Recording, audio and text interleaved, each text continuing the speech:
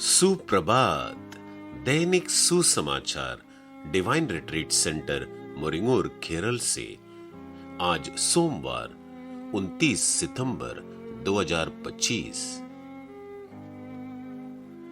आत्म अभिषेक 2025 पवित्र आत्मा में नया जीवन 19 से 24 अक्टूबर 2025। आज के सुसमाचार में ईमानदार हृदय की शक्ति को जाने, सुने, परिवर्तित हो और इस जीवन परिवर्तक संदेश को दूसरों के साथ साझा करें। सत्य और ईमानदारी को अपने जीवन में बहने दे। संत योहन का सुसमाचार अध्याय 1 वचन 47 से 51। ईसा ने नथानियल को अपने पास आते देखा और उसके विषय में कहा, देखो, यह एक सच्चा इज़राइली है, इसमें कोई कपट नहीं। नथानियल ने उनसे कहा, आप मुझे कैसे जानते हैं?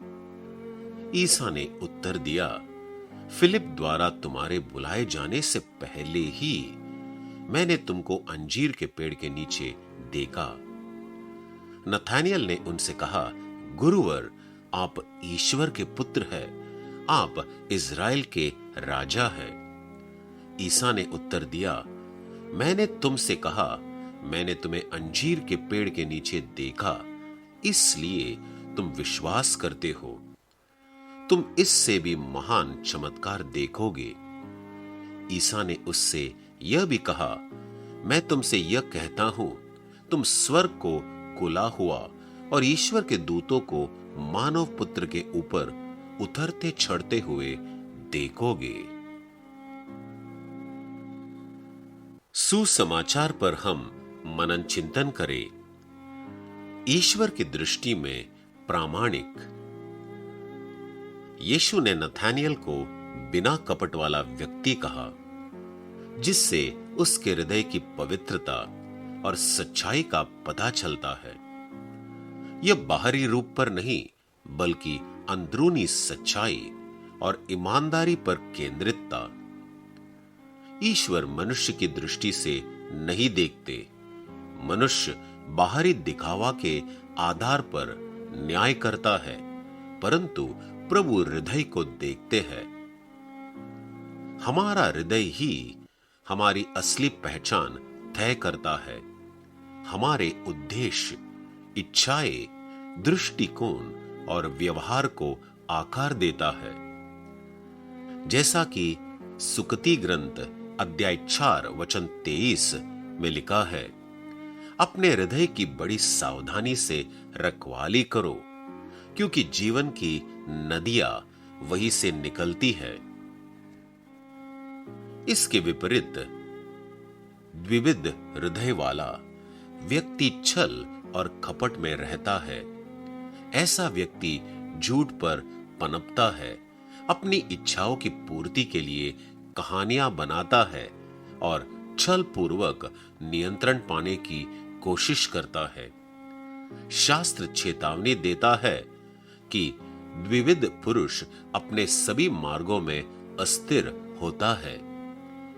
ऐसे लोग विभाजन फैलाते हैं, कलह उत्पन्न करते हैं और कभी-कभी बुरे हृदय के साथ हिंसा तक कर सकते हैं। उनका प्रभाव खतरनाक होता है। वे विश्वास को नष्ट करते हैं, भ्रम फैलाते हैं और झगड़े की जड़ बोते हैं। कपट से बाहर निकलने का मार्ग ईश्वर के समक्ष विनम्र होना है। दोहरे जीवन के बजाय हमें ईमानदारी से प्रभु के पास आना चाहिए और अपने हृदय के परिवर्तन की आवश्यकता को स्वीकार करना चाहिए।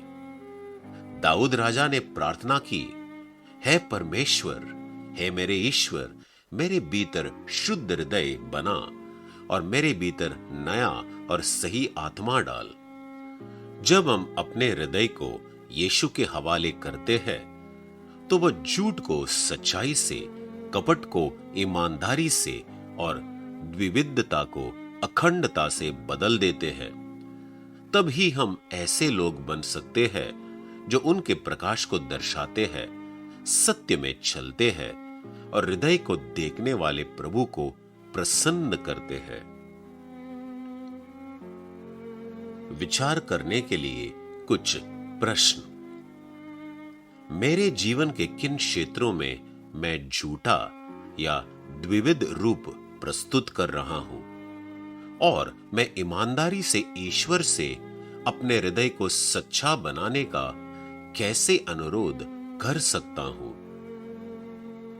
मेरे हृदय की स्थिति मेरे उद्देश्य, इच्छाएं और दृष्टिकोण दूसरों के साथ मेरे संबंधों को कैसे प्रभावित करती है और मैं कौन से कदम उठा सकता हूं जिससे मेरा हृदय ईश्वर की सच्चाई और ईमानदारी को प्रतिबिंबित करे।